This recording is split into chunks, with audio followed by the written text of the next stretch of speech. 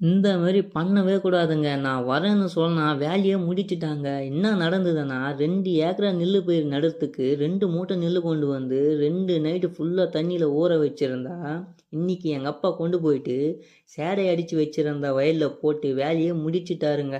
சரி சாயந்தரமா போய் பார்த்தா எல்லாம் ஓகே தான். அப்படியே வயலுக்கு போன மாரி இருந்தது. கொஞ்சம் சைடுல பார்த்தா மாடு சாப்பிடுற புல்லு, அப்படியே விளையாடலான்னு போல இருந்தது. ஆனா அலுப்பு தாங்க முடியாதுன்னு போல அப்படியே வீட்டுக்கு வர வழியில் பனலுங்கு இருந்தது ஆகாயத்தில். ஆனால் யார முடியாதுன்னு தெரிஞ்சு வீடு வந்து சேர்ந்துட்டேங்க. நம்ம வீடியோஸ் பிடிச்சிருந்தா லைக் பண்ணிக்கோங்க.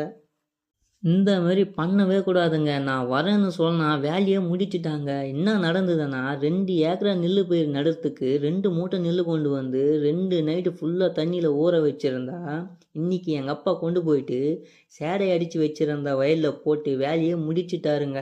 சரி சாயந்தரமா போய் பார்த்தா எல்லாம் ஓகே தான். அப்படியே வயலுக்கு போன மாரி இருந்தது.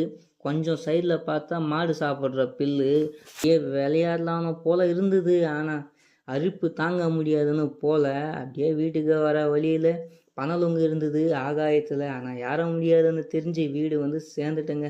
நம்ம வீடியோஸ் பிடிச்சிருந்தா லைக் பண்ணிக்கோங்க.